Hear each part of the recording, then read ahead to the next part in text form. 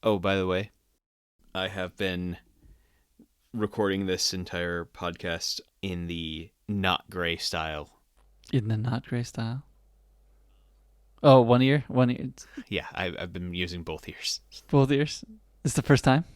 I think this is the first time I've used both ears. That's hilarious. Yeah, I always use both ears.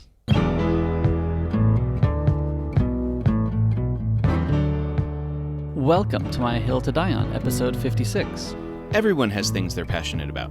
Things we want our friends to try and experience. So we've convinced each other to try different things. And we talk about these experiences to see if we can get just one more person to join us on our Hill to Die On. I updated my Overcast podcast player. Oh, yeah. You know that thing that just updated today? Mm-hmm. And my life changed. I'm liking it. Oh, good. I am really liking it. Good. I was worried that I was going to hear something negative about it when I was looking at it, and I am in favor of these changes. I am too. I mean, it made me rethink what I do, which is good because I definitely set up my way of listening to podcasts before there were all kinds of new features in Overcast. Mm-hmm. I basically have one playlist that all of my favorite stuff lands into, and then I have two stash away playlists of stuff that I'll get to eventually. And even my primary playlist, which I just call Talk, for lack of a better word, because, well, I had separated my stuff out to like funny stuff and computer related, but then I realized that I just listened to it all mixed together anyway, so I just put them all in a Talk one. It's not like I listened to some on this occasion and some at this occasion, so I just put it all together. So I'm wondering almost if I should switch to the Q way of doing it, but I think I'm going to leave it in Talk because Talk limits which podcasts show up in Talk. So, and there's priorities in Talk and stuff like that. So I like that. But I guess my big question for you is, what tint color did you pick? Because that's like the biggest question. I picked purple. You picked purple? I picked purple. That's definitely the wrong color. No, purple is a great color. I would think it's a pretty good color for that. Well, keep in mind, I do everything in dark mode. Yes, it's dark mode. Yes, dark mode. I like Overcast in dark mode myself. So, here's the thing. The purple icons on the black backdrop is lovely. Mm-hmm. I have chosen dark mode, of course, but I used the orange tint color. The orange? Which I really like. Okay. Because I've liked the orange logo, but ever since I went to dark mode in the previous version, you got the blue tint color, and I think I chose the blue logo because it just felt like that's what the app looked like. So I chose the black and a teal logo. Mm. But now that I can go to orange tint, I have switched back to the orange logo, and I think I like that better. See, I can't use the orange logo because I also have Audible on my phone. It'll be confusing. If I'm just like doing a quick glance, I will oftentimes mix the two up. So I actually need to keep them different enough that I can make sure I'm clicking on the right one. The other thing I struggled with is actually I had a bunch of playlists when this first downloaded, and they were just a jumble of colors, and I really struggled with that. I was like, oh, the colors were clashing to me. So I struggled with that for a little while too. But I went with orange for my Talk one and two brown ones for my two basically inactive ones, my two stash. One of my playlists is called Stash and the other one's called Waiting to Watch, right? I have to watch these things before I listen to the end of these episodes, which people who listen to our podcast could use that strategy, is I stick podcasts into the Waiting to Watch playlist until I've watched the thing, and then I come back and listen to that part. So that's a good strategy. Yes, you definitely want to do that and not just listen to the podcast all the way through. Right? Yeah. You should read the media. Of course, ours are books, not necessarily watch. Read or watch or... I mean, the ones in my watch one are the new Discovery. There's a whole bunch of Discovery podcasts in here because Discovery hasn't come to Japan. Spider-Man, No Way Home. I haven't been able to watch that yet. Anyway, things like that. That's what I've got in there. But I do like the new icons. They're slick. Mm-hmm. Yeah, I had a fun time picking. In fact, there's actually like a speech bubble with a Korean character inside. I was like, oh, that fits perfectly for my Korean podcast. But then I realized that, I really don't need a playlist for this. I can just find it in the list of podcasts down below. I could even pin it if I wanted to. I was like, yeah, I'm going to get rid of, because I kind of wanted recent to show up a little higher if I wanted to use it. Do you not have any playlists? I generally don't use playlists. Oh. So here is the thing that I actually really like about this new update. The pinning of podcasts. Oh, yes. Actually, no, I like that too. So one of the things that I realized I can do is you can take your favorite podcasts and you can pin them. And then once you've pinned it, you can then drag and sort them manually in whatever order you want to see them in. So I realized, based on how I generally listen to my podcasts, I should just pin the top 10 podcasts that I will always keep coming back to, and keep those in an order that I'm comfortable with, that I like, so that when I keep them on the unplayed list, it'll just show those ones first, and then all the other ones that I'll listen to if I have time, kind of, will all filter down to the bottom of my list. That acts as your queue, basically. This acts as my queue. You don't really listen to one and then have it run into another and then have it run into another. You don't listen in that manner. No, I generally listen to one podcast at a time until I've reached the end of that one's queue, and then I move on to the next one. I just pinned things. I haven't quite sorted the list yet to the order I want it. Also, a few of them are very new. PlayStation Access is one that just started. That's actually a YouTube channel that I watched that decided that they were also going to make a podcast now. I'm hesitantly putting that in the list because I regularly watch the YouTube channel. Oh, and then it's repeated? Is it the same content? No, it's not the same content. They actually develop different content for the podcast. But they've only had like one episode so far, so I'm hesitantly putting it there to say, you know what, I reserve the right to remove this if... Yeah. If it's not exciting enough. Yep. But for the most part, I realize that most of the ones that I pin are a lot of the ones that we've talked about, a lot of the talk ones, Because News, and then all of my D&D podcasts. I probably won't use the recent area. I just don't do it like that. It shows up on my watch and in the widget, but I just don't use that. So I'm considering removing it. I didn't think you could remove recent. Oh, in the Add Playlist button, you can hide recent episodes. Oh, I see that. Yeah, I'll probably end up doing that as well, simply because I already know what my recent episodes are. I don't know. I'll leave it up for now, but we'll see. I think the one benefit of it is like, so for me it says a new episode of Car Talk just downloaded. Oh, okay, I didn't even realize that.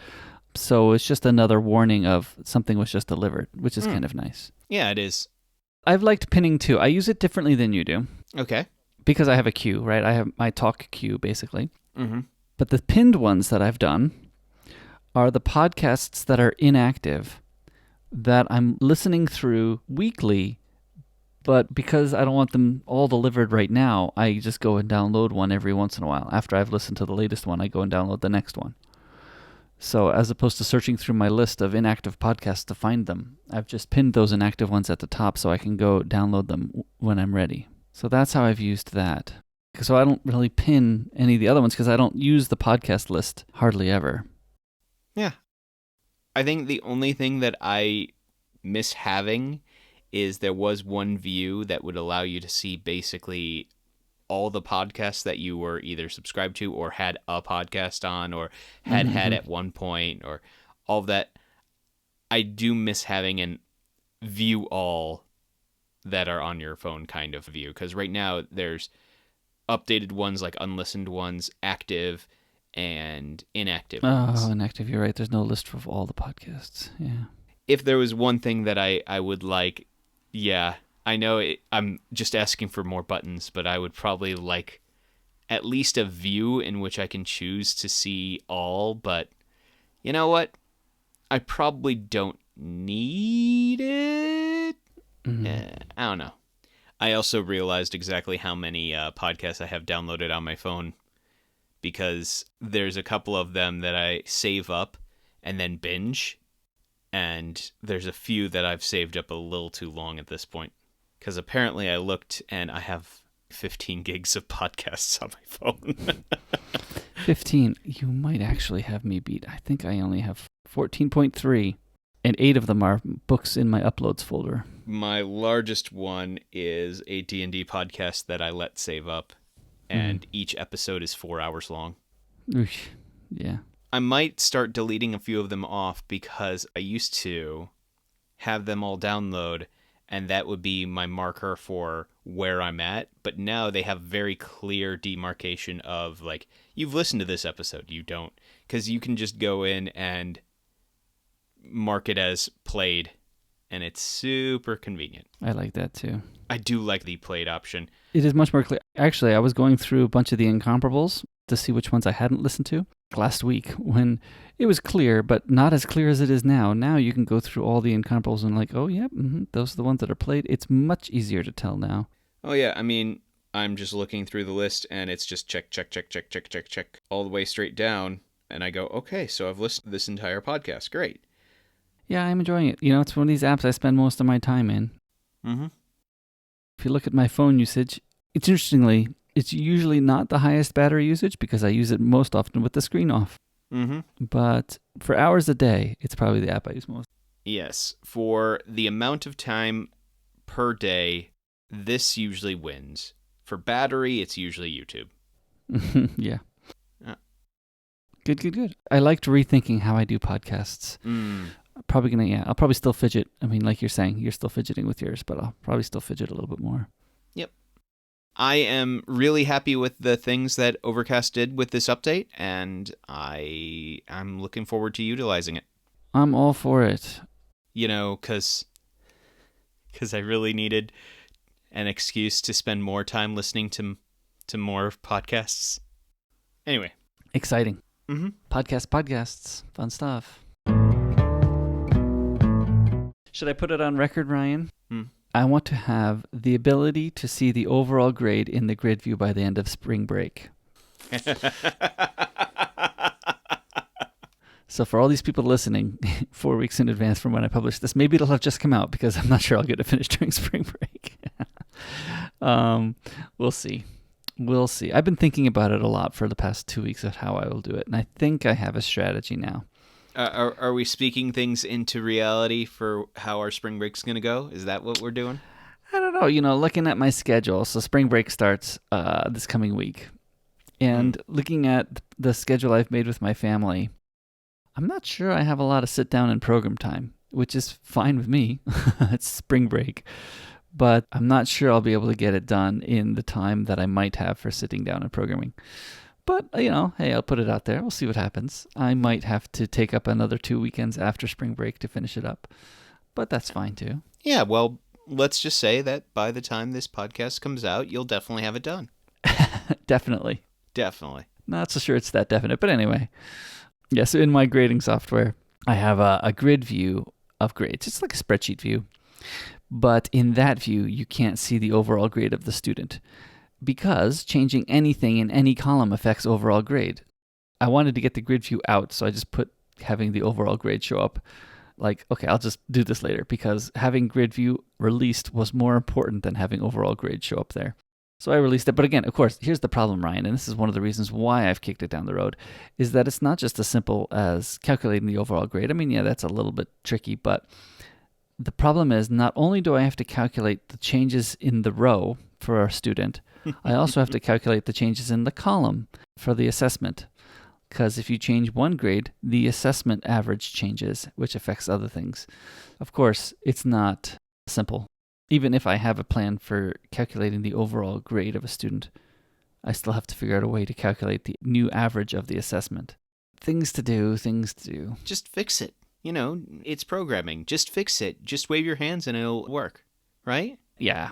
Well, and the problem is that there's like many ways to do it. And right now, the overall grade is basically calculated in PHP when you call up the page. When you call up one assessment for a class of students, you can see the overall grade for all of the students and that assessment grade.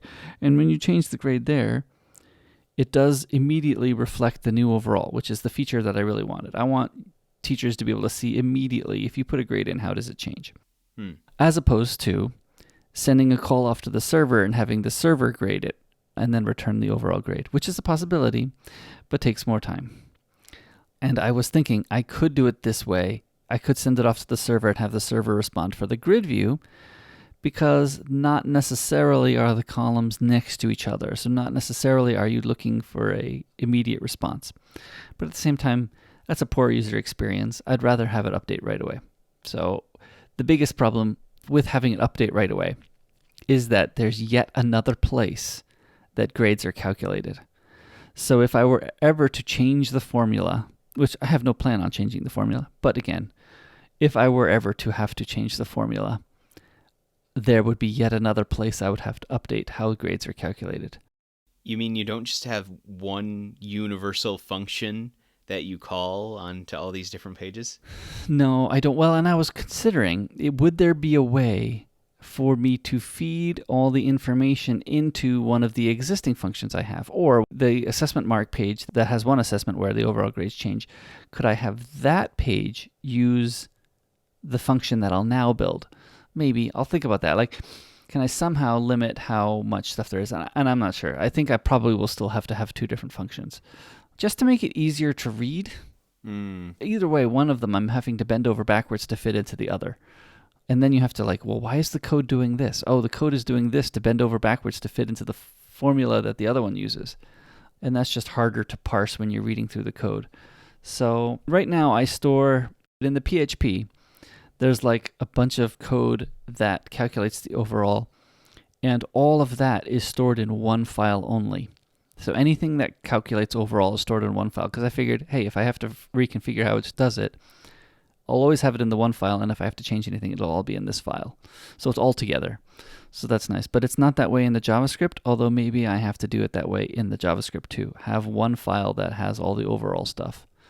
That way, if I ever change the overall formula, I'm looking through one file in PHP and one file in JavaScript.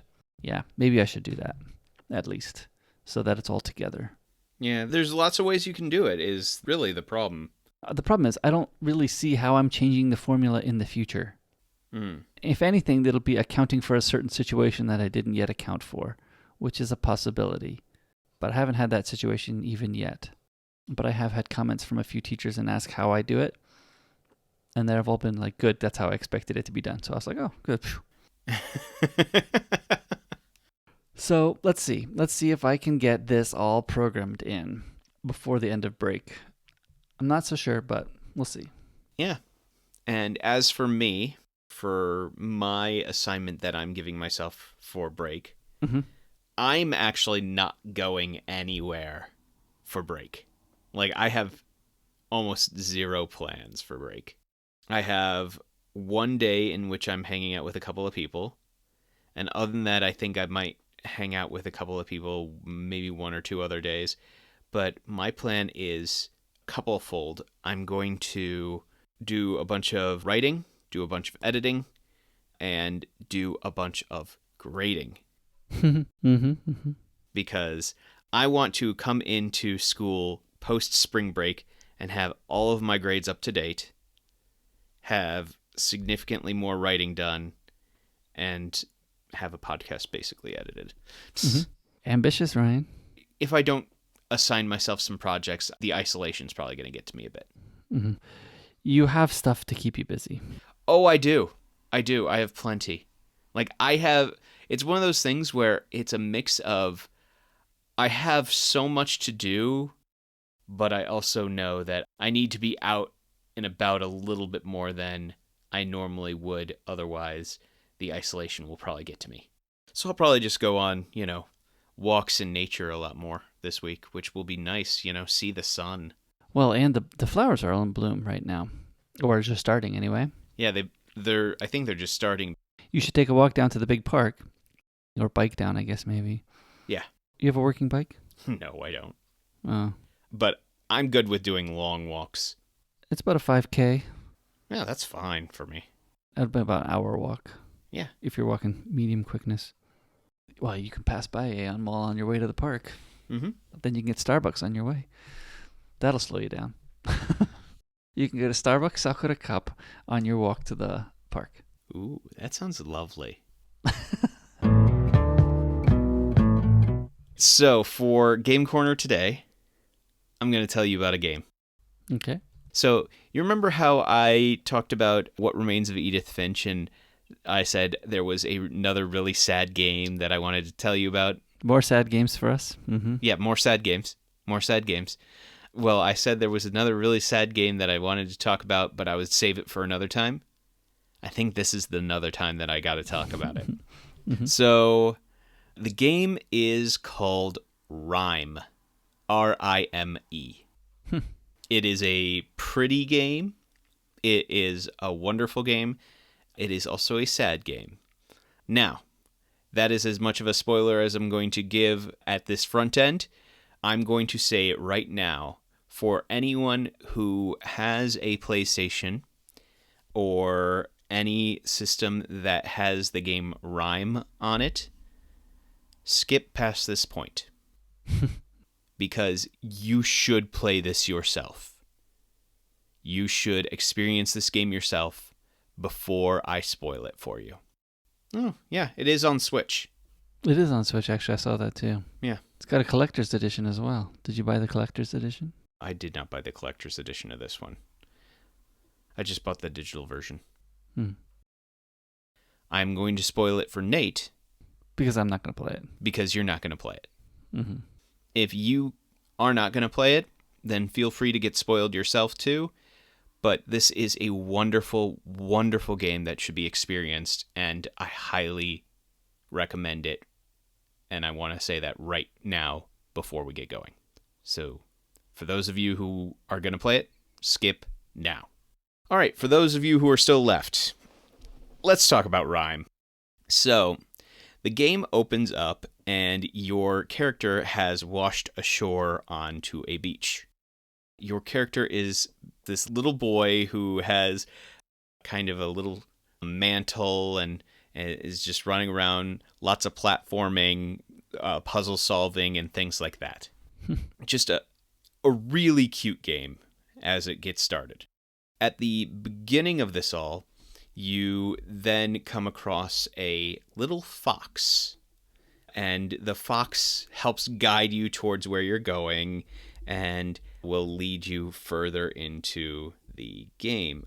As you are progressing through, there are several stages that you go through, and the first stage is just this really beautiful kind of idyllic kind of scene. But when it got to the end of it, it said the name of the stage that you just got past, which was Denial. And all the while that you're doing all these things and you get little bits and pieces of another event that happened, another storyline that's happening or has happened or will happen at some point.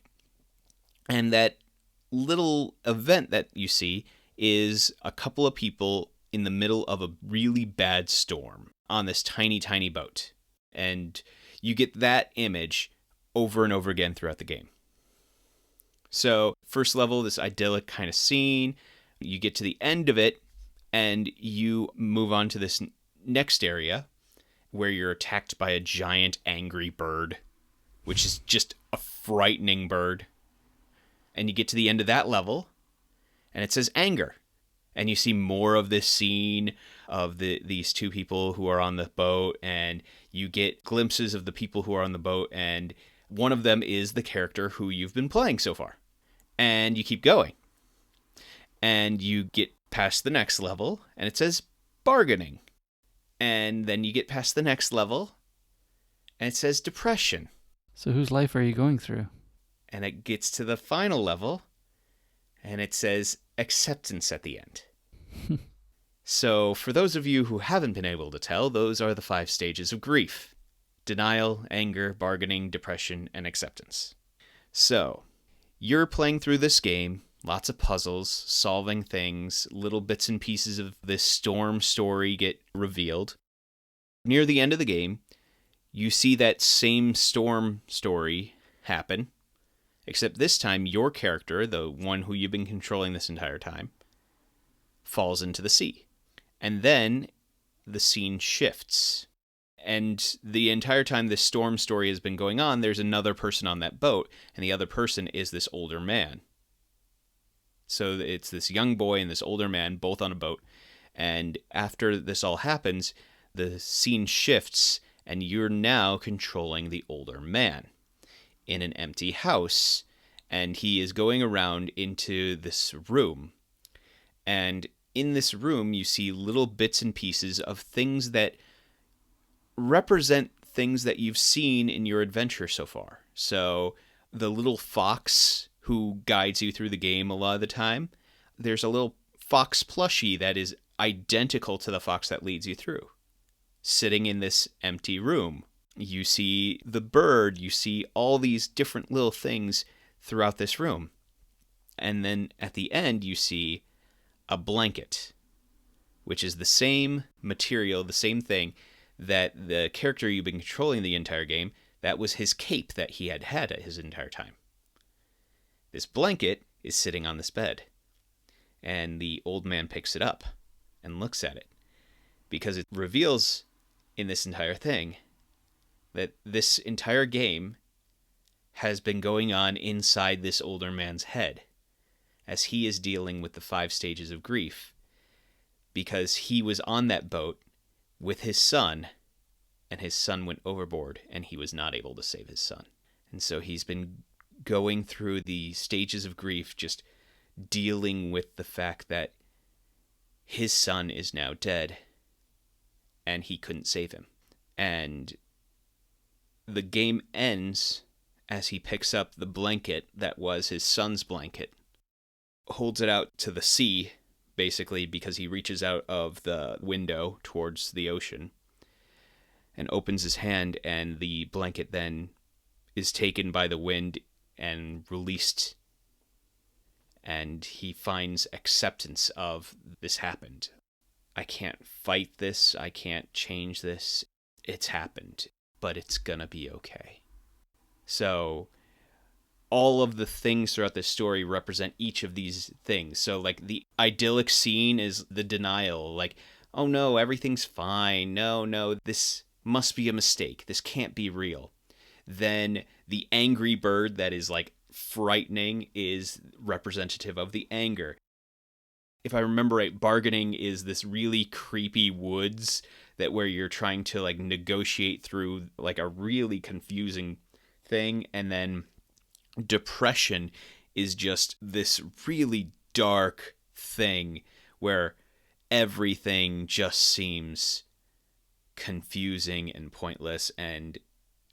But yeah, it is one of those games where everything is just beautiful and thought through so wonderfully.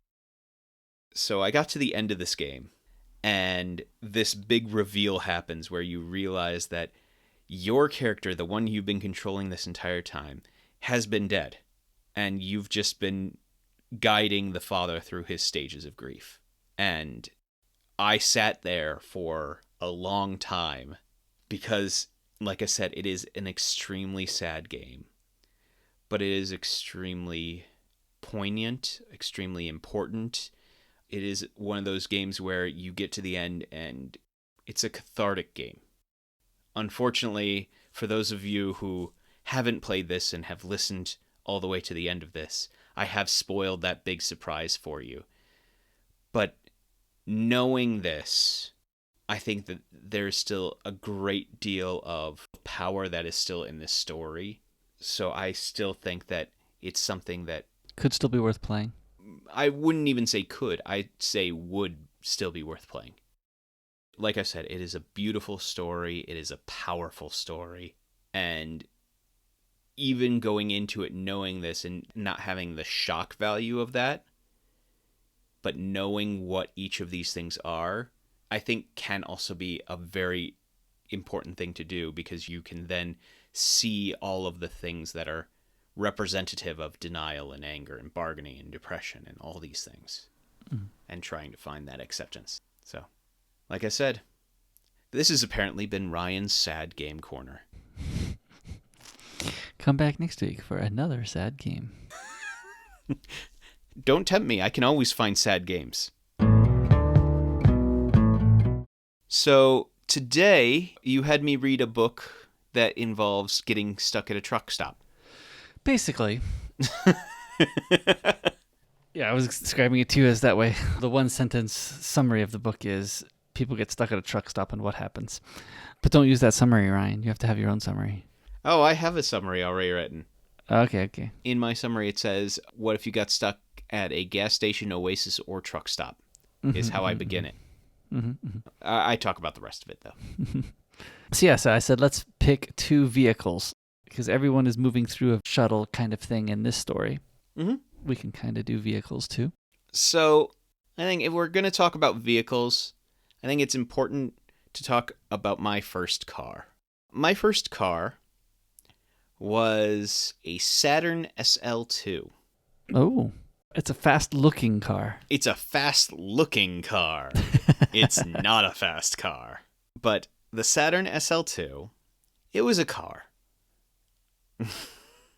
It was not new when I bought it. It was at least, I think it was 15 years old when I bought it. When my brother bought his first car, he had gone to a car auction and bought a car and didn't pay a whole lot for it and ended up putting a whole lot of money into it, doing repairs and all this stuff. And I told myself I did not want to do that. I did not want to get stuck with a car that I had to put a whole lot of money into. So I went to a dealership and bought a used car from a dealership because I thought that might be a little bit more reliable than buying from a car auction. Maybe. Well, let me get through the story and then you can make that decision. So I did this and paid more than I would have if I had gone to the auction. So I drive home with my Saturn SL2, which was about 15 years old at the time, and drive it for about a month. At the end of that month, something started acting really funny. It started making weird noises and just not generally working very well. And eventually I find out, after doing a whole lot of checks and everything, that the brakes were going. Oh, okay. Not serious at all. Not serious at all, so I ended up getting the brakes replaced and go, okay, got the brakes replaced, car's now running, that's fine, we're good. About 2 weeks pass, and then I start hearing a weird noise on this car. And I crawl underneath and, oh, there's a giant hole in my muffler. Huh. I guess I'm going to have to replace the muffler now. So I replace the muffler. About 2 weeks pass, and now my car suddenly is not going anywhere. It's going really slowly everywhere. I just can't figure out what's going on. So I go in and take a look, and oh, the transmission's gone. Oh, that's just the cheapest part. So it wasn't going very fast because it wasn't able to shift into anything, really. It was able to go from park to first gear. So I ended up repairing and replacing the entire transmission. So by the time I was done with this car, you've heard the old philosophical idea of at what point does the boat no longer... Yes, you have a car of Theseus? Yeah, I had a car of Theseus. So I had repaired so much of that car that I was pretty sure nothing was going to go wrong because so much of it was brand new at that point. And that car then, after I poured all this money into it, lasted me all the way through college.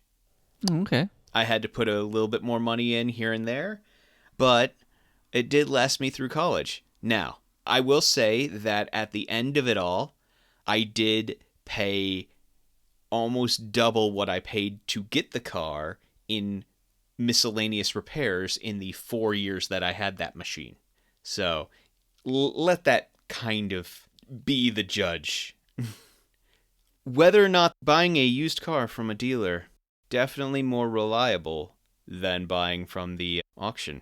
And by that, I mean not at all. Yeah. Car of Theseus, indeed. They're out to get you. no matter how you do it. Everybody's out to get you. Yeah, it's not paranoia. No, it's car salesmanship. So yes, that was my first car.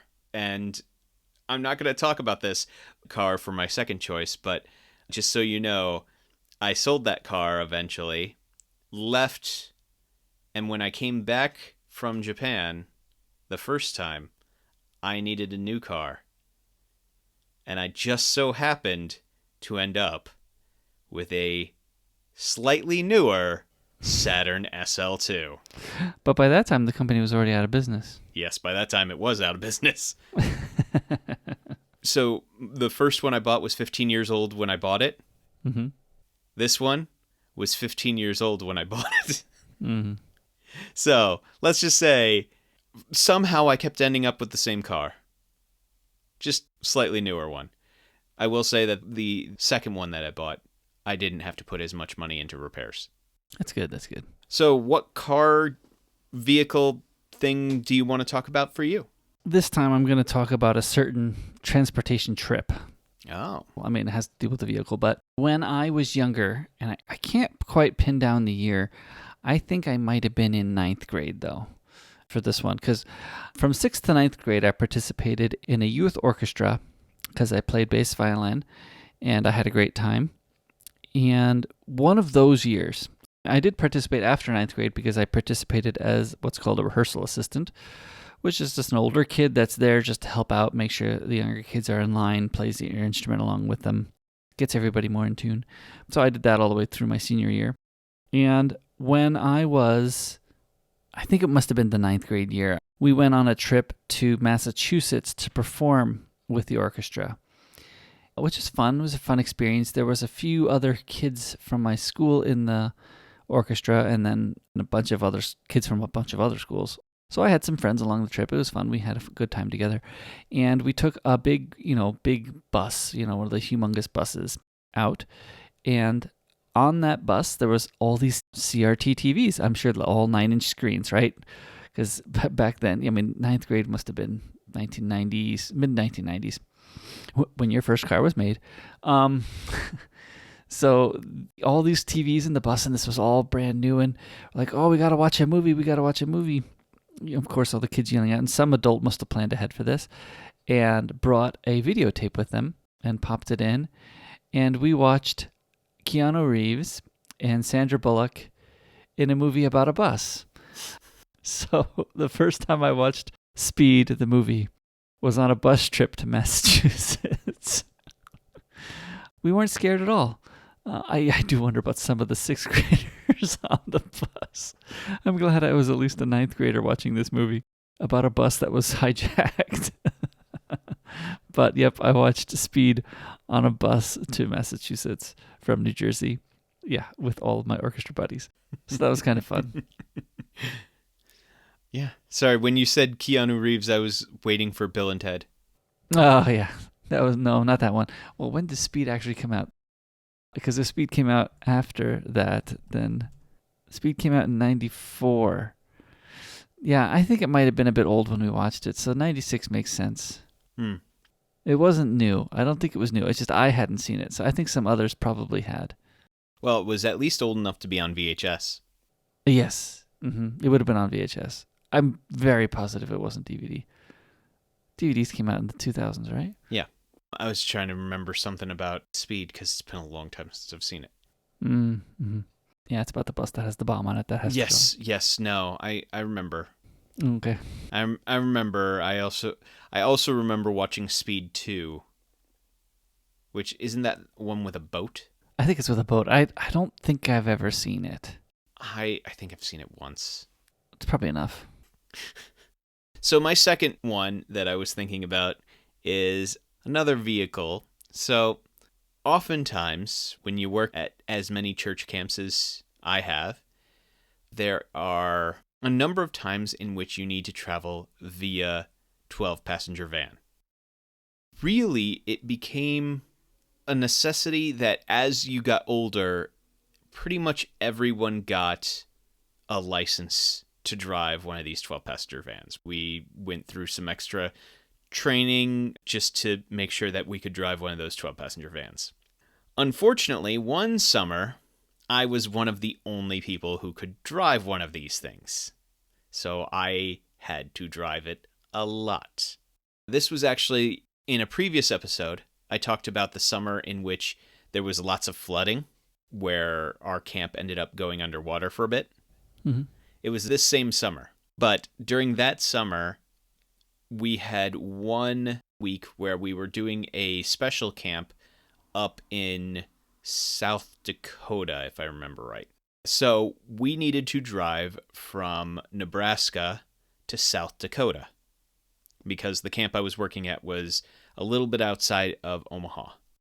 So we loaded everybody into the bus, and by bus I mean 12-passenger van, and there were 2 12-passenger vans, and we just had everybody climb in, and we drove all the way to South Dakota from Nebraska, which isn't too bad except for the fact that it was me and one other person who could drive the vans. So that entire trip, the other person was driving the other van, I was driving this van, and I was just told to follow them. I was not given directions. I was just told to follow them. Mm-hmm. Now, here's the thing. This person who I was following had a bit of a lead foot. So the entire time that we're driving up there, I'm needing to keep up with this person who is exceeding the speed limit a bit. But the problem is, and the reason I bring this up is, at one point, they decided to pull off and get off at a stop. They unfortunately had not signaled this very well. Oh, mm-hmm. And I was in the left-hand lane. So what they had done is they had gotten into the middle lane, because this was a 3-lane highway at this point. So they had gotten into the middle lane, and then very quickly after they got in the middle lane, got into the right lane and then pulled off. Oof. I was far enough behind them that I saw them do this, but I needed to keep up with them. So I did the scariest thing I have ever done in a 12-passenger van. I dove across all the lanes of traffic and pulled off in one motion, and I didn't tip the thing. Because if you ever have driven a 12-passenger van, they're basically giant sails. And it is so easy for those things to get a little top-heavy.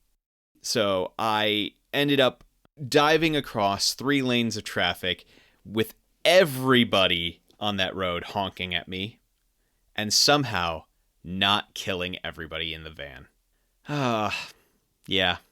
I should never be put in charge of a 12-passenger van. It is a lot of responsibility. You know what? I will say one of the other things that happened that same summer, actually. There were a lot of things that happened that summer. Oh no, it was on the same trip as this jumping off and crossing 3 lanes of traffic.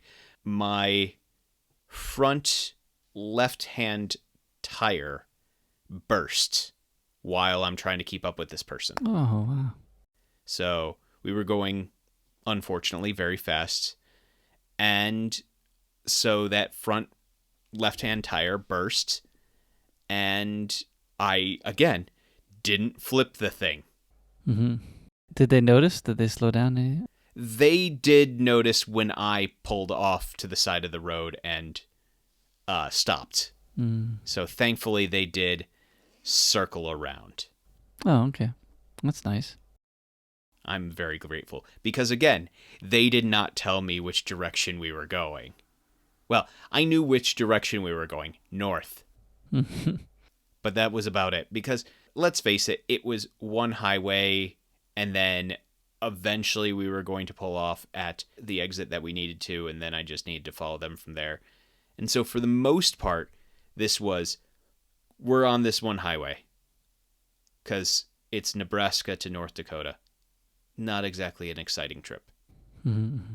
But yes, yeah, a lot of things happened in that 12-passenger van. The tire burst, had to dive across 3 lanes of traffic. Yeah. Let's just say that there are probably a few of those people who still hold it against me and will never get in a car with me again. Mm. And you know what? I don't exactly blame them. Sounds good. Yeah. You? I'm having a hard time figuring out the last one. I think I'm going to pick something that I don't actually own and that well, a while back, I used to record a show. Oh, well, actually, it's on again right now, but it's not usually on. The Red Green Show. No, well, that's a good one too, but no. No, I record a show called Wheeler Dealers. And it's a fun show because it's a show that makes it sound like anybody can fix cars. But I look at that show and I'm like, yeah, there's no way I could do that. These guys are really good at it. And I have fun watching them be good at it, but there's no way that I would do this. They try to talk to you like, oh yeah, you buy this car, you get this part, you pop it in, the car's brand spanking new at that point, and you sell it for a profit, and boom, you're good to go. Yeah, these guys can do it. I can't. But there are 2 cars on that show that they've done that I'm like, oof, I would love those cars.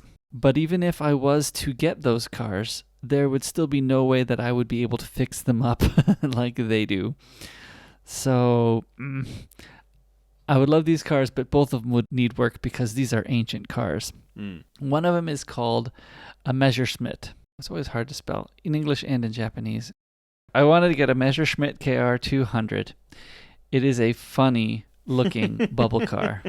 Okay. I mean, one of my thinking is about this car. I'm glad you're thinking. One of my thinkings about this car is that it is probably one of the only cars that I could fit in my driveway alongside my minivan. So, because my driveway is nice and skinny because I live in Japan, I could have this car in my driveway alongside my minivan. It is a 2-person car that you sit back to back in. Why? Well, the biggest problem is that it's probably super dangerous in Japan. Yeah. Well, it's super dangerous anywhere. It looks like you could roll over this thing with a tinfoil can. Maybe. There's a possibility anyway. The other car I was looking at is a BMW Isetta, which if you have ever seen those cars, they're hilarious too. I mean, both of these cars have basically motorcycle engines in them.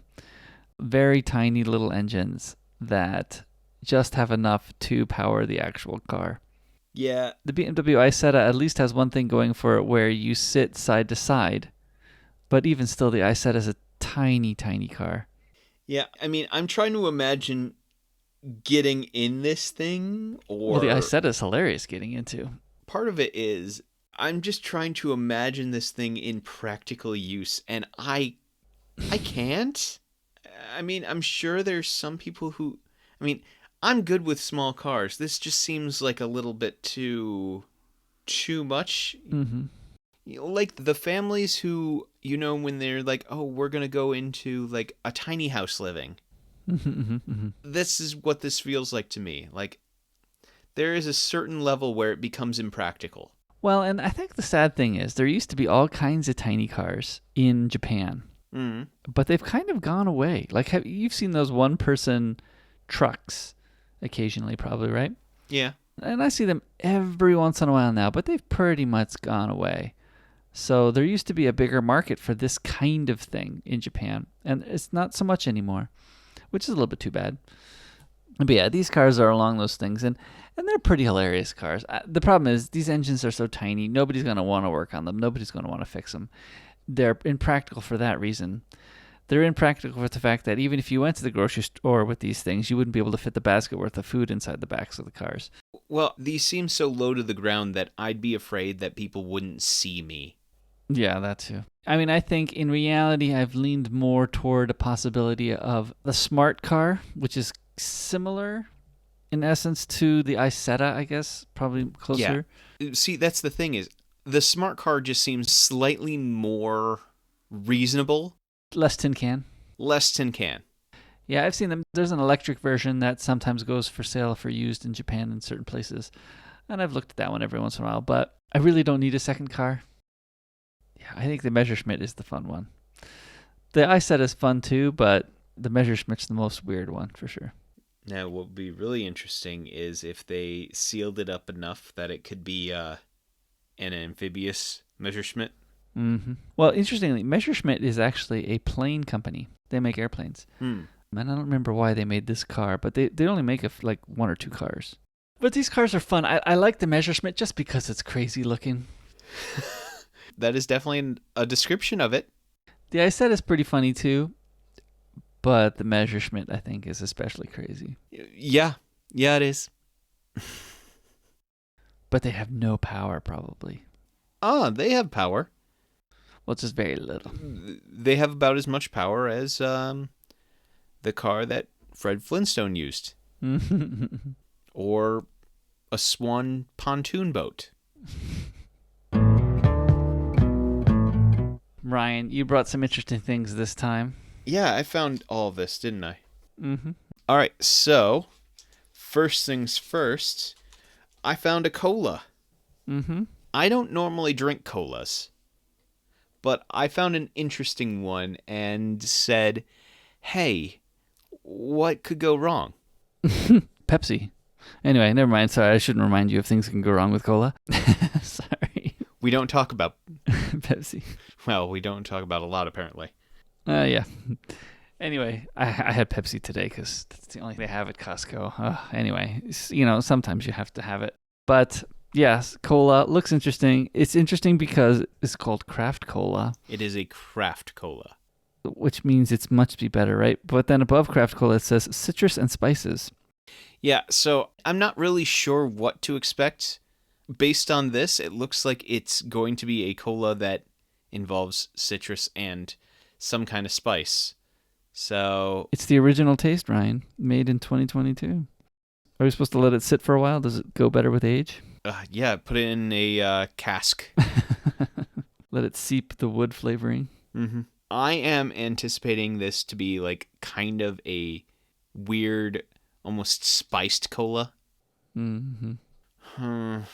I'm thinking almost something that's going to feel a little more festive, like holiday flavoring. But we'll see what happens. Mm-hmm. No fruit flavors, though. Oh, it's 500. It's 500, but it's a bit fatter of a bottle. That's kind of interesting. Ooh, smells interesting. Smells like cola to me. Mm-hmm. It tastes like cola at the beginning, and then it has very interesting aftertastes. The citrus and the spiciness aftertaste. Am I just not tasting it? You don't taste the citrus and the spices? Not really. Oh. I think I might be getting a little bit, but not really. Pretty strong to me. It's like somebody put a cinnamon stick inside the cola. It's like one of those potpourri spice smells. I mean, I think I'm getting a little bit of spice. Oh, there it is. There it is. It's like the potpourri flavor. Yeah. Well, I hope you're not eating potpourri. No, but I mean, it's like that. How that smells. Yeah. I wish I actually had more citrus. Yeah. It's heavier on the spice than it is on the citrus. I taste a little bit of citrus, but not a great deal. But the spice flavor is a little bit much. Oof. Yeah.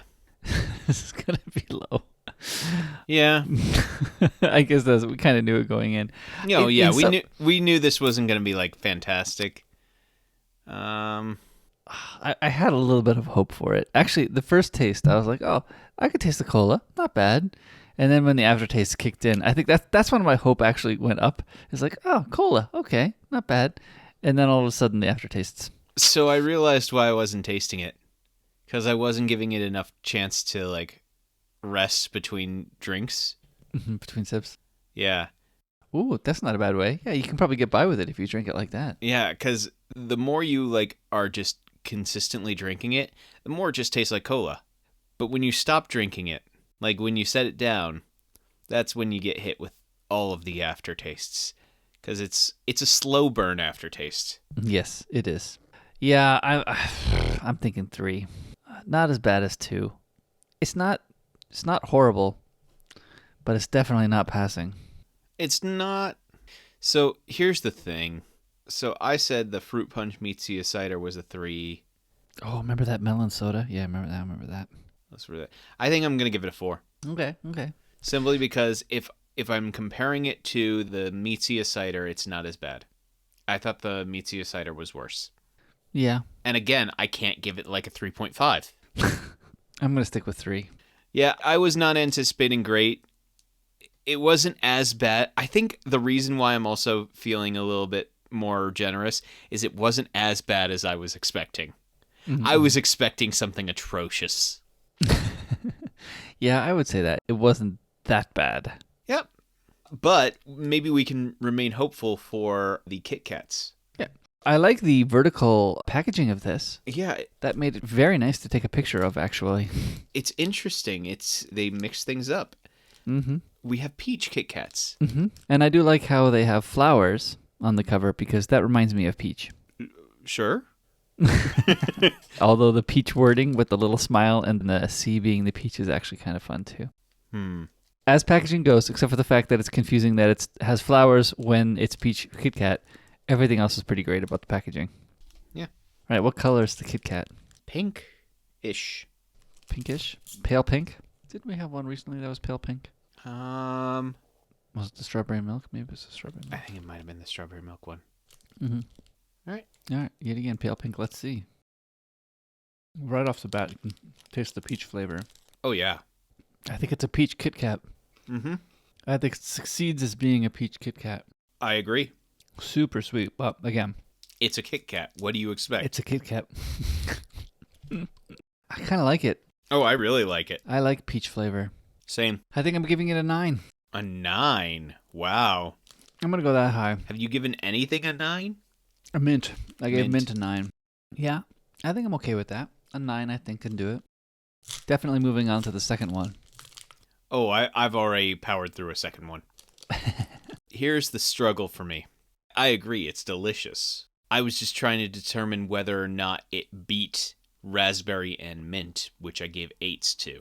Mm-hmm. And I would say probably not, but I might have been too harsh on those. Mm-hmm. Mm-hmm. I probably should have given both of those 9s based on how I feel about them. So I'm going to say 9, and I'll just have to reestablish. To reset your scale? To reset my scale, yeah. It's fantastic. It is really good. I think so. Yeah, really, the only complaint is the flowers on the cover. Well, that's why you just, eat your KitKats in the dark. Did your light go out again, Ryan? I never fixed it. Yeah. Yeah, I never fixed that light.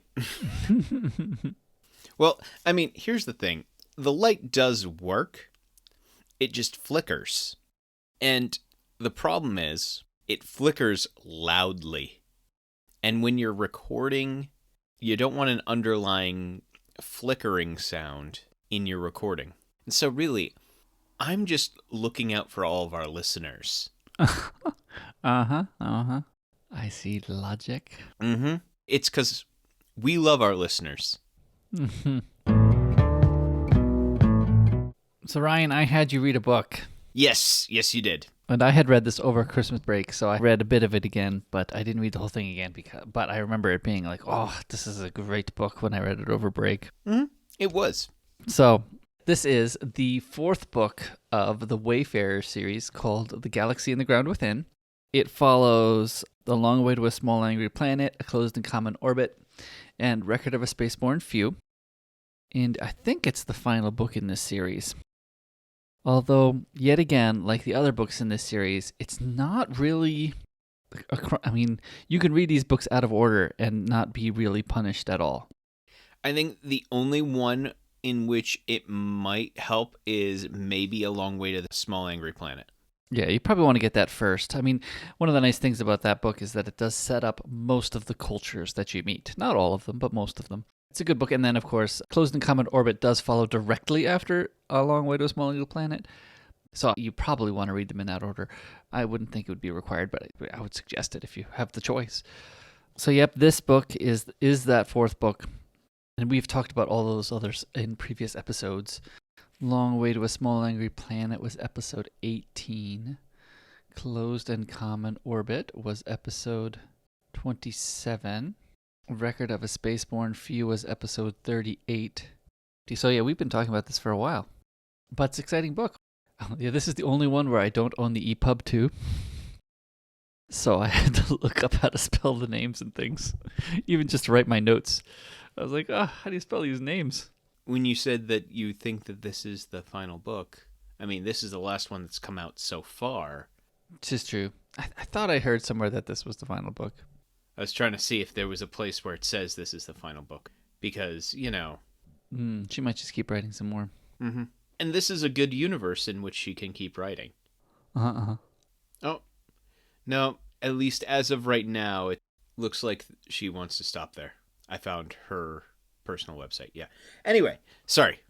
As always, we're gonna go straight into spoiler territory. So, if you have not read Galaxy and the Realm Within, I do recommend that you stop now, take some time, read the book, and then come back and join us when you're done. Because really, this is one that really I think you should read it before you just listen to what happens.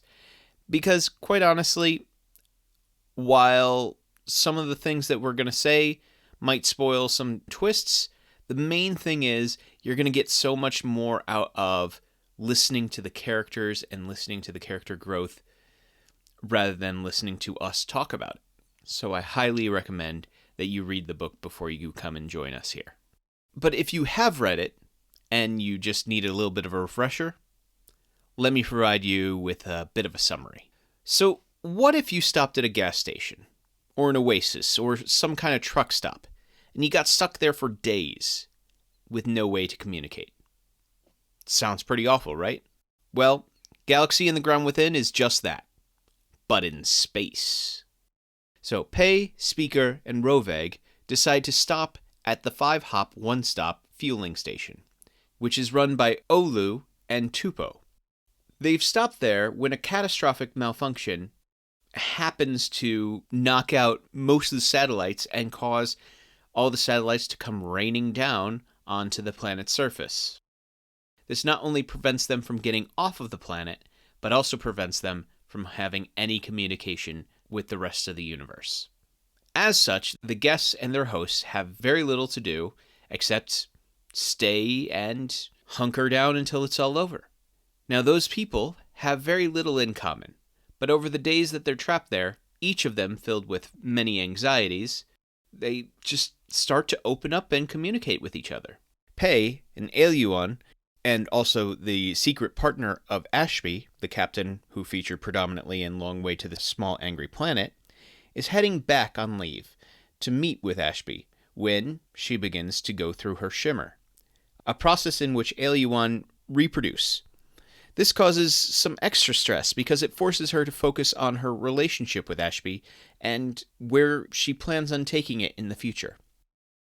Speaker is an Akarak, a race without full membership in the Galactic Alliance, due to, shall I say, a bit of a tumultuous history, and also a race that cannot breathe oxygen, instead breathes methane.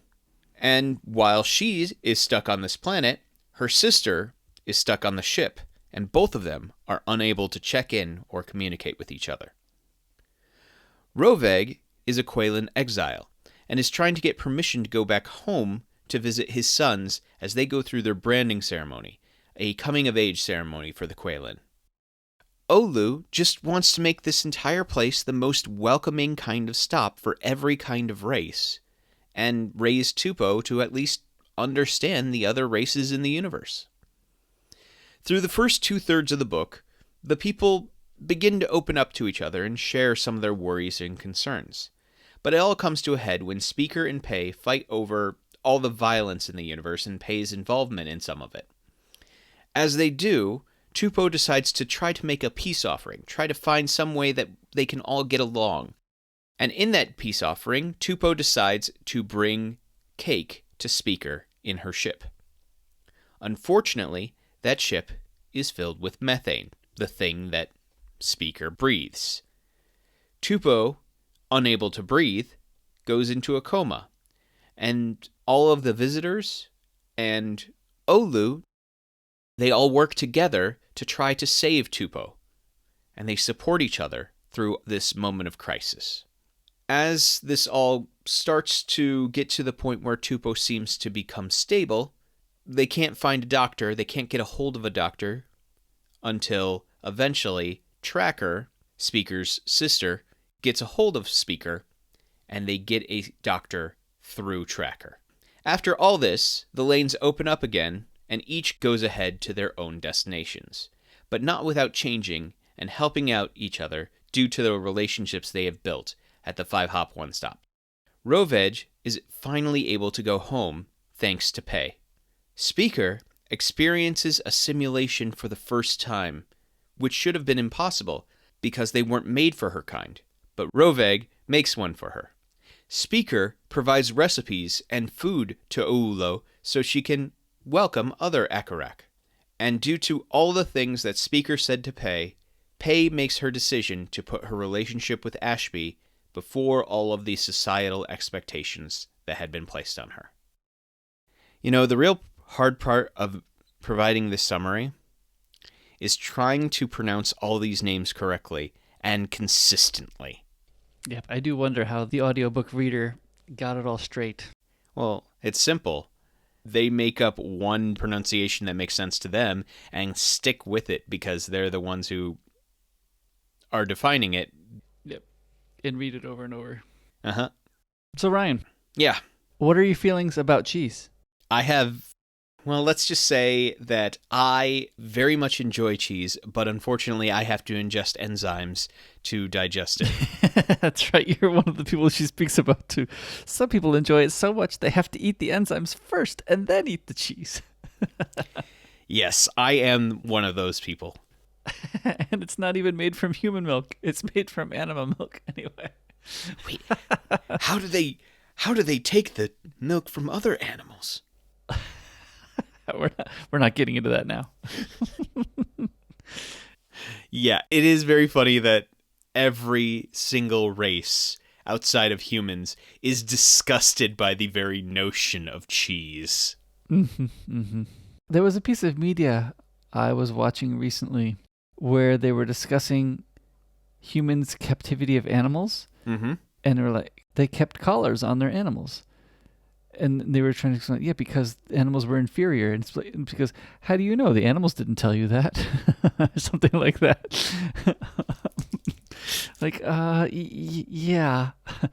Let's skip over that.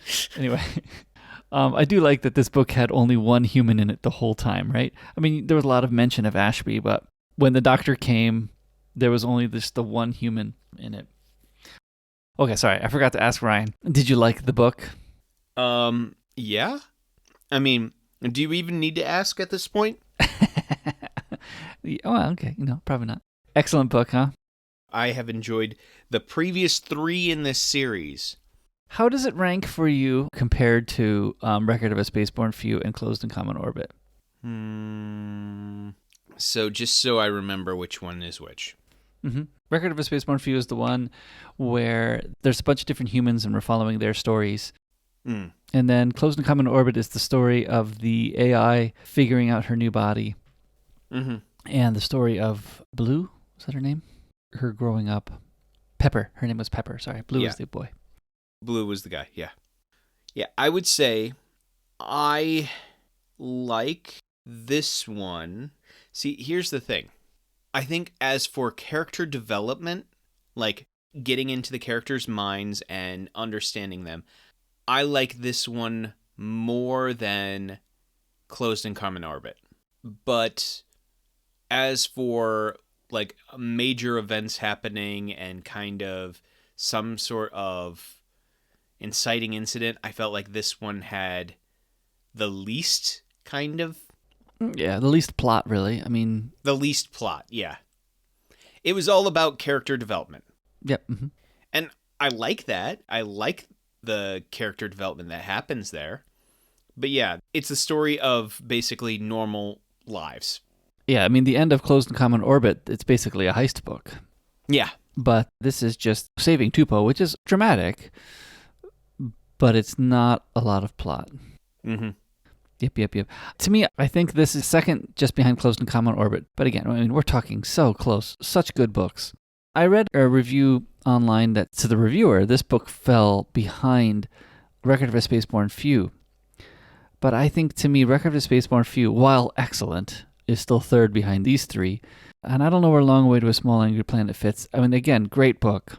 I feel like I'm keeping A Long Way to a Small Angry Planet separate from the others because you need that one to understand the others. Right, because it's the setup, right? I kind of feel the same way, actually. It's the setup. You need to read it. Excellent book. And then these other ones just take it and just vault on top of it, like, amazingly. Mm-hmm. Yeah, I agree. You need it. You should read it. It's excellent. And then these others just take it and just run further. Yep. They get further into how this universe works, what kind of conflicts there are, really gets into some wonderful character development. Mm-hmm, mm-hmm. I think there's like a few big themes. The book starts out with prejudice, right? There's prejudice. While not being very blatant, they realize the small amounts of prejudice they have in themselves, right? I mean, Pei talks about, or we hear it from her head, I think, she thinks about the prejudice she has against the Acaraks, which is then pretty quickly dispelled in the book, which is fine. Okay, so now they're learning. And then that gets into the second point. They're learning about the diversity that they all have, especially the favoritism toward those who breathe oxygen, which is a very interesting discussion. Diversity in culture. This book goes a lot into the diversity of just how people communicate, right? How it talks about how Olu's place is pretty whitewashed to appeal more to the Aliwans. So they don't feel like the walls are yelling at them, which is an interesting, mind-bending thing. And then it gets finally, I mean, at the very end, they all get into acceptance, which is great. Like everybody gets changed, like you said, like you said in your thing. Everybody is now changed. Their experiences here have changed them, and it's not just the experience with Tupou. While yes, that brings them closer together, that's not what changed them. It's all the conversations above that, and then working together changed them. Right? It was the combination of both, probably. I guess. Right. And I do like that. The changes are also realistic in the fact that, for example, Pei and Speaker don't leave and become friends. Right. Mm-hmm. No, they're acquaintances. They'll continue to respect each other, but they won't call each other friends. I think of it as, it's the same as if me and somebody who has a completely different belief on either politics or the way that the world works or a different definition of justice, for example. We can think that the things that the other person believes are just anathema, but we can still understand and respect the other person. Does it mean that me and that person are going to be besties? No. But doesn't mean you have to agree either. Yeah. No, we're not going to be besties. We're not going to agree necessarily. We're not going to change our minds, but we can at least understand and respect the other person. And I think that is more realistic than them walking away being best friends. More achievable. I mean, I think it is also a little optimistic in certain aspects of our modern climate. But life goals, good. Yeah, I mean, I think, like you mentioned, the sim that Roveg sends Speaker is part of his olive branch reaching out. The fact that Pei does, like you said, help Roveg get to see his sons. The fact that even Roveg opens up about his sons to these fellow travelers. I mean, you hear it throughout the book that he's just hesitant because... Well, not only that, the fact that Pei admits that she's in a relationship with a human to these strangers. I mean, I think that's maybe one of the only storylines that I wished was closed off here. Is Pei going to admit it widely to the Aliens? I think probably still no. I mean, she still has to do her job, and if she admits it, she might lose her job. She's already saying she's admitting it to the rest of his crew, but... That being said, for her to not go through with the shimmer, I think that is kind of... But I do wonder about that. She didn't tell any other Aliens that she had it. So I think she could probably just sweep that under the rug. I don't know. I don't know about that for sure. but I was wondering if she could potentially just sweep the shimmer under the rug. She potentially could. Mm-hmm. Yeah, you're right. I mean, I don't know if there's any other effects, right? If the shimmer all completes while she's with Ashby, and then she returns to her crew, and they can see some after effects, then it's all given away. But it depends. Yeah, I don't know. She's not explaining enough of that, and it's not necessarily critical to the story. Yeah. But that's pretty much one of the only storylines that. Well, I knew when I was re-listening to the book just today, I was like, wait a minute, is that storyline closed off? And then listened to all the way to the end. Oh, that storyline did not get closed off. It's not a real problem, but it just didn't get closed off. But yep, this book so draws you in with just the conversations, and I just find that very interesting that I was just attracted to those conversations. And I think it's the same kind of thing with Closed and Common Orbit, but like you said, Closed and Common Orbit has a bit more drama going on toward the end. Yeah. And I feel like this book is that way too. This book is very end heavy. There's a lot of good setup. I mean, I even went back and find the cheese part again. It took me a little while to find the cheese part. There's a lot of good setup. And there's a lot of good character development. It just feels like if you're going to have a heavy action ending, this one felt like, while a kid almost dying is a big thing for a family, Mm-hmm. it just seems also like there wasn't a lot they could do, so it felt like a lot of waiting around. Yeah, well, that's because they were. But I mean, one of the things I hate the fact that Stargate had this problem. You have a big bad alien that's gonna destroy the world. Mm-hmm. Great. In the end of season 1, we defeated the big bad alien. The world is now saved. Mm-hmm. What are we gonna do in season 2? Oh, we got to build up another big bad alien that we have to save the world from at the end of season 2. Great. End of season 2, we defeated that big bad. And it just keeps going and going and going. And then, I mean, they make a joke about it in Stargate. It's like, yep, it's the 5th time we saved the world in the past 5 years. We're doing great, right? Like, I hate that has to be those amount of stakes. And I love that with this book, the amount of stakes being the child LaRue's life, it was a great amount of stakes that still hit everybody really hard. Yeah, we're saying it's not quite as exciting as potentially a robbery, but I love that the stakes were so great, even though it was just a child LaRue's life. Yeah, I think it's not that I think I know why, for me, it feels less action-packed than the other ones. And it's because the other ones, you had the character who had to do something to solve the big crisis at the end. This one... Nobody could have done anything. And I think that's why I'm like, this one feels like a lot more... not relaxed, but it feels like a lot less action-y of an ending. Because I don't want to say the point, but I mean, again, it's the point in the writing, I guess, but the point wasn't necessarily that Tupou lives as much as it is the characters use this event to seal their respect for each other. Yes. So the story is that this event, this tragic event, through their previous conversations, through all that setup, now seal the respect for each other in this event. Because it's not about the healing of Tupou. That's important, but it's not about it. Because if Tupou had even died, their respect would have sealed as well, likely. Although it's much nicer that Tupou lived. Yes. I am in full support of a child not dying. Me too. You know, real, harsh statements right there, you know. Mm-hmm. I think it's great. We're nitpicking tiny little things because the book is amazing. Exactly. That's the thing that is actually amazing to me is you can have something that seems so low stakes and yet I couldn't put it down. Mm-hmm. Mm-hmm. Yeah, it was pretty funny to me. Where were you when I caught you this morning? Because you must have been just before this when Tupou had his accident. I think I was about 30 minutes before Tupou. So the argument, you were in the middle of the argument? Yeah. Which was a good part too, or the argument about whether the fighting is right or not. Yeah. Which is a tough argument to have. It's basically, the one side was saying there's never any reason for any violence, and the other side is saying, well, there's this violence that's happening, we need to stop it no matter what. Yeah, what if they keep punching me? What do you do then, right? Yeah. Basically, violence is never the answer. Well, they keep attacking. What can we do besides... Respond. So, and I'm glad I don't have to have an answer to that question. It's the eternal question: is there such thing as just war? Mm-hmm.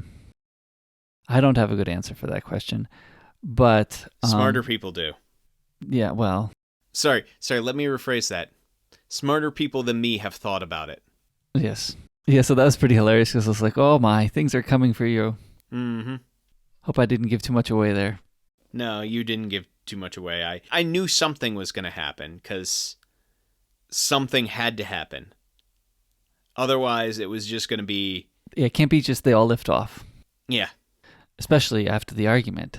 Mm-hmm. For them, in terms of their respect, it's good that they didn't lift off before Tupo was awake. I think that would have broken all of them pretty much.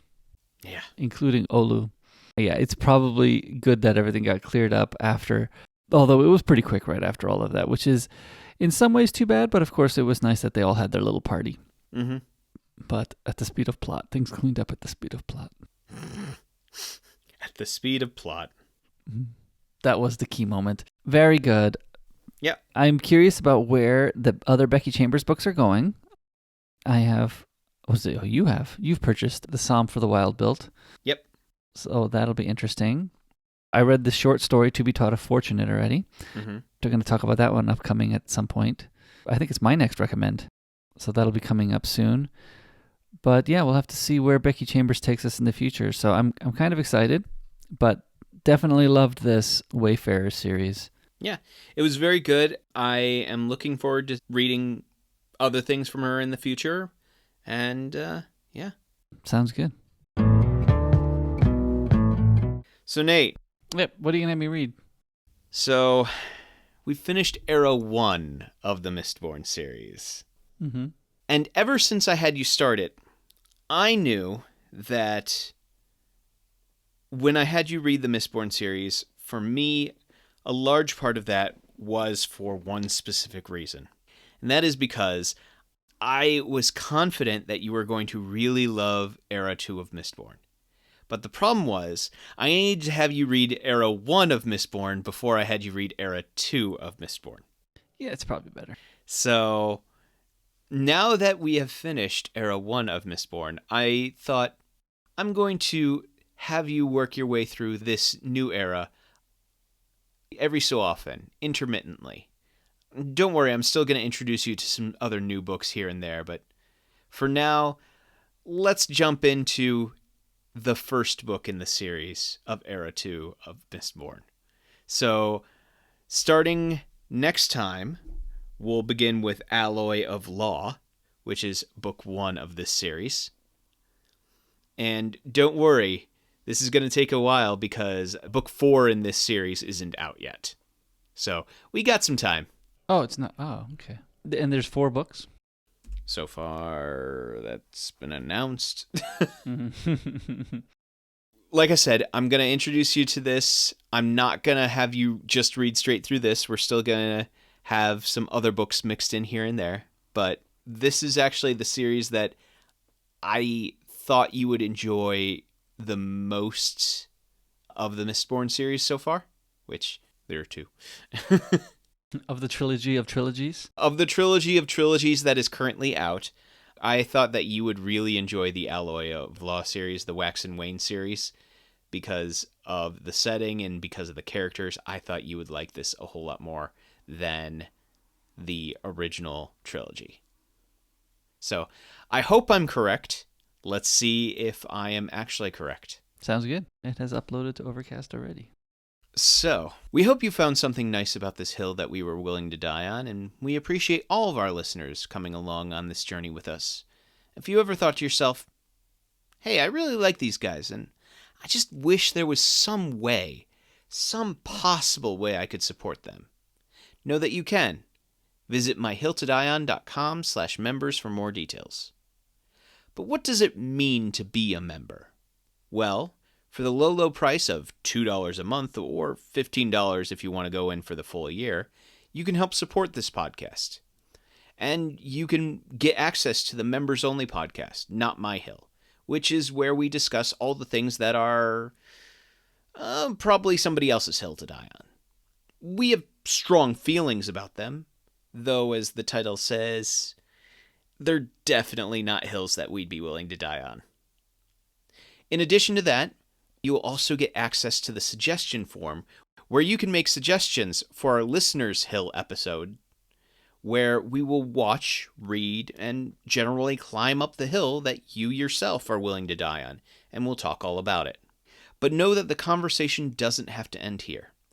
The discussion can continue with us through Reddit at the subreddit My Hill to Die On, or by contacting us through Twitter at My Hill to Die On.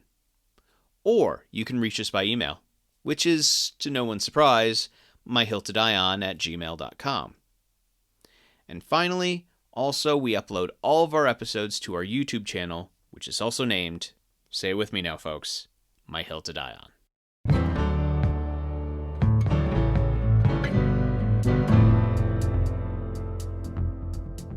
I have the website up just to make sure that I don't repeat myself. And then I was like, oh, that one would be great to talk about. Apparently I've already talked about that one. Probably already talked about that one. Sorry, I just realized something. I was thinking to myself, I should see if the Batman is at the theater. Because, we have a new The Batman. A new origin story. Apparently this one, they don't show his parents dying again. I still have 86 gigs of space available on my phone. I'm not in a worry. I'm not in a worry. Wow, I know how to speak English. You're not concerned? I'm not concerned. Thank you. That's the words I'm looking for. Somebody mentioned to me another way of doing it. I was like, no, that's just wrong. You can't do it that way. They're like, yeah, I don't like it that way either, but that's the way my previous system did it. And I was like, that's just wrong. I'm not doing it that way. Why would you do it the wrong way? You would give categories a certain amount of points. Like, let's say you gave categories, 80 points. Okay. Like tests, 80 points. And then if you gave somebody a 5 on a test, it would count a 5 toward the 80. And then if you gave them another 5, they'd get 10 toward the 80. And I was like, no, that's just silly. I'm not doing that. You'd accumulate up to 80 points if you could, right? Yeah, that sounds weird. I could see there's a reason to do that if you're doing like attendance-based things or participation-based things. But at the same time, that's what binary does in the system that I have, right? You just check on, check off. It's easy. I think there's better ways of doing that in what I've created. Yeah, I think you're right. Yeah, I can see reasons why that's nice. I can't, but you know what? It's important to somebody else. I've seen people do it that way. Like you have to get 300 points over the course of the semester, and you start with 0 and you work your way up to 300. I don't understand why you can't just start with 300 and get marked off a few times. Exactly. Aeon Mall is a funny thing. Yeah. I had some people come over from America one time. On the train from the airport, you see an Aeon Mall, and they're like, oh, what's Aeon? I was like, that's a brand of mall. And they looked at me and like, what? Yeah, there's many of them in Japan. It's a brand of mall. Yeah. Oh, okay. Well, I mean, you say that like that's completely weird, but most malls in America have brands as well. They just don't announce it. Exactly. They're just not labeled as such. Or they have special funky names or something like that. Yeah. They're all owned by the same people. They just don't announce it like that. But here, it's just announced like, yep, that's an Aeon Mall. There's one here. There's one there. Yeah. My kids often talk about going to faraway Aeon Mall, which I'm sure there's many farther away Aeon Malls, but this is the one that they consider far away. The one they consider far away? Well, it takes an hour to get there by car, I guess. Ah. So it has some bigger stores. So, yep, it's far away from us. It is? Compared to the one that's really close. Anyway. What sad game can you find now? Well, let's see. I don't think I've talked about Everybody's Gone to the Rapture. I don't think I've talked about Gone Home. Actually, Gone Home also is a very uplifting but kind of sad game. I don't know. I would say it's sad because of the context of the family. Anyway, I digress. Don't tempt me. I can always find sad games. The other game that I was thinking about talking about that I was like, oh wait, I've already talked about this one, was a silly game. So you lucked out of hearing me talk about a very silly game and instead got that. Lucked out, yes. Yeah. Well, the one I was thinking about talking about that apparently I've already talked about was 2 Point Hospital. I was like, oh, I did talk about that one. Okay. And I was going to talk about that one simply because there's a new game coming out soon called 2 Point, I think it's 2 Point Campus, where rather than a silly hospital that you're building, you now get to build a silly college campus. Oh no, let's see. Speed 2. Cruise Control is a 1997 movie. IMDb rating of a 3.9. Oh, it doesn't have Keanu Reeves in it. Yeah. Probably because he made the right choice. Anyway. I'm trying to figure out, should I pick my bicycle in high school? Or your dream car. Yeah, or a dream car kind of thing. I'm going to go with the dream car. My bicycle in high school was great, but I don't have any good stories about it. See, here's the thing. For me, cars have always been about getting from A to B. Mm-hmm. I haven't really... That's why, for me, having, like, a dream car, I never had one of those. Well, it's not really... Okay, so, for a while back, I used to record a show. I like the Messerschmitt that has a trailer on the back of it. Did you see that one? Yes, I did. It's like the fourth row down, tiny little trailer pulled on the back of that one. That's pretty funny. Why would you do this? Yeah, well, there's no storage in the car. You need a trailer.